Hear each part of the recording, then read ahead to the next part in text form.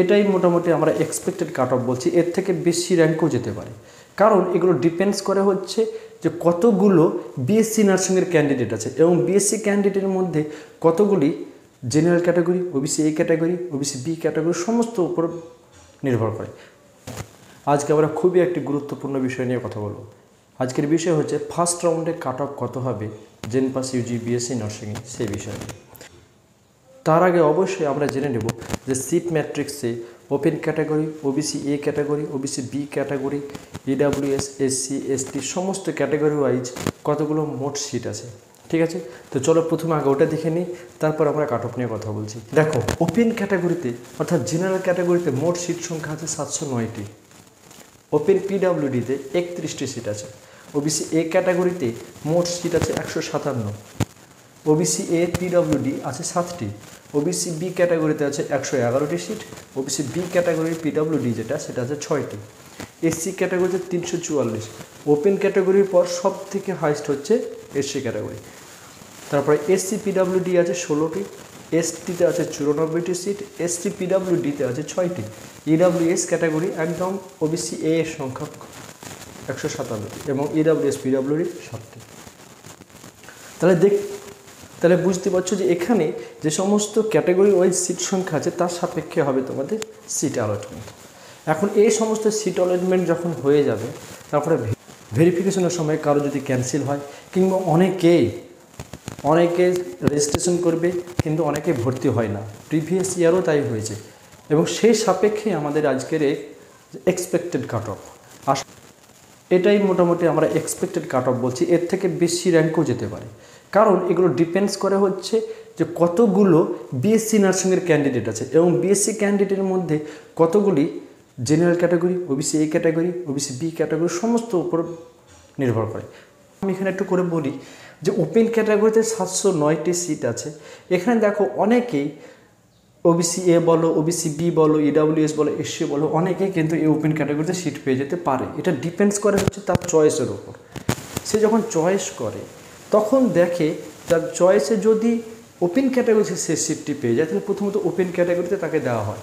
দেখা যায় সে পছন্দ করেছে এমন একটি কলেজ, যে কলেজে ওপেন ক্যাটাগরিতে সে সিটটি পাচ্ছে না, পাচ্ছে তার ক্যাটাগরি ওয়াইজ, তখন তাকে সে ক্যাটাগরিতে সিটটা দেওয়া হয়। এইভাবে অ্যাকচুয়ালি কাউন্সেলিং প্রসেস হয়। তো মোট এই যে এতগুলো সিট আছে সেই সিটেই প্রথমত কাউন্সেলিংয়ের জন্য ডাকা হয়, অর্থাৎ সবাই যদি ভর্তি হয়ে যায় তাহলে আর পরের রাউন্ড হবেই না।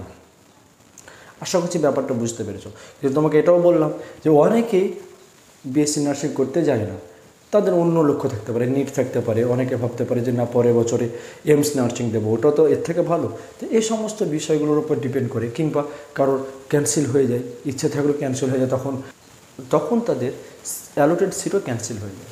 ঠিক আছে, এই ছিল বিষয়, বুঝতে পেরেছো আশা করি। সিট ম্যাট্রিক্স দেখে মোটামুটি একটা ধারণা লাগাতে পারবে যে কেমন কী হতে চলেছে। তবুও আমি প্রত্যেক রাউন্ডের শেষে আমি কোন কলেজে কত পর্যন্ত গিয়েছে সমস্ত বিষয়ে ভিডিও আপলোড করবো। তাই যারা এখনও চ্যানেলটি সাবস্ক্রাইব করোনি তারা অবশ্যই চ্যানেলটি সাবস্ক্রাইব করে দাও। আমি তোমাদের শুরু থেকে শেষ পর্যন্ত সঙ্গে থাকবো। এবার দেখো ওপেন ক্যাটাগরিতে কত দূর যেতে পারে ফার্স্ট রাউন্ডে। দেখো ওপেন ক্যাটাগরিতে ফার্স্ট রাউন্ডে 3000 পর্যন্ত যেতে পারে, অর্থাৎ ওপেন ক্যাটাগরি যারা র্যাঙ্ক করেছে তারা 3000 ফার্স্ট রাউন্ডে পেতে পারে। ওবিসি এ ক্যাটাগরিতে 3800 পর্যন্ত যেতে পারে ফার্স্ট রাউন্ডে। এই র্যাঙ্কে থাকলে তাদের জন্য ফার্স্ট রাউন্ডে একটা সিট অ্যালোটেড হবে। এগুলো সব জিএমআর এর সাপেক্ষে, জিএমআর, ঠিক আছে। ওবিসি বি ক্যাটাগরিতে 3200, এর মধ্যে যাদের র্যাঙ্ক আছে, জিএমআর আছে, তারা অবশ্যই একটা সিট পেতে পারো ফার্স্ট রাউন্ডে। ইডাব্লিউএস ক্যাটাগরিতে 5000 র্যাঙ্ক পর্যন্ত যেতে পারে। এসসি ক্যাটাগরিতে 5400 পর্যন্ত যেতে পারে। এসটি ক্যাটাগরিতে 19000 পর্যন্ত যেতে পারে। এবার তোমাদের খুবই গুরুত্বপূর্ণ একটি কথা বলবো। সে কথাটা হচ্ছে এই যে দেখো এগুলো সবই এক্সপেক্টেড, এর থেকে বেশিও যেতে পারে। কিভাবে? ধরো ওপেন ক্যাটাগরি 3400 হতে পারে কিংবা তার কমও হতে পারে। কখন হবে? যদি দেখা গেল এই ওপেন ক্যাটাগরিতে ওবিসি এ বা ওবিসি বি বা ইডাব্লিউএস এসসি ক্যান্ডিডেট বেশি পরিমাণে আছে, তখন তারা দেখা গেলো যে তারা ক্যাটাগরি ওয়াইজ সিট পেল, তখন এই সিট এইটা অনেক বেড়ে যাবে। আবার ওবিসি এ ক্যাটাগরির ক্ষেত্রে একই কথা, অর্থাৎ ওবিসি এ ক্যাটাগরিতে যে সমস্ত ক্যান্ডিডেটরা সিট পেল তারা দেখা গেলো যে ওপেন ক্যাটাগরিতে গেল।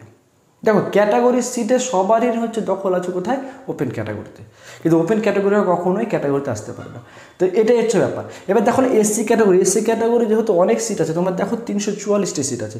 এবার দেখা গেলো যে এর মধ্যে যদি 300 জনই ধরো মনে করে ক্যাটাগরি ওয়াইজ চলে গেল, তাহলে এখানে 300 সিট বেঁচে গেল। তখন ওপেন ক্যাটাগরিতে অনেক বেশি র্যাঙ্ক পর্যন্ত সে কলেজ পাবে। একই কথা, ঠিক আছে। আমরা সমস্ত বিষয়কে তুলে ধরার চেষ্টা করেছি। আশা করছি তোমাদের এই ভিডিওটি অনেক ইনফরমেটিভ হবে। তো যারা এখনও এই চ্যানেলটি সাবস্ক্রাইব করোনি তারা চ্যানেলটি সাবস্ক্রাইব করে দাও। তোমাদের কোনো যদি জিজ্ঞাসা থাকে আমাকে কমেন্ট সেকশনে জানাও, আমি সকলেরই কমেন্টের উত্তর দেওয়ার চেষ্টা করি। যদিও আমার অনেক কাজ থাকে তবুও আমি চেষ্টা করি কাজের ফাঁকে তাদেরকে রিপ্লাই করার। অনেক দিন থেকে আমার ভিডিও দেখছো, তারা হয়তো লক্ষ্য করেছো, কমেন্ট করেছে, আমি রিপ্লাই করার চেষ্টা করেছি। তো চলো এরপরে দেখা হবে কোনো একটি ইনফরমেটিভ ভিডিওতে। তো ততক্ষণ পর্যন্ত সবাই ভালো থাকো, সুস্থ থাকো।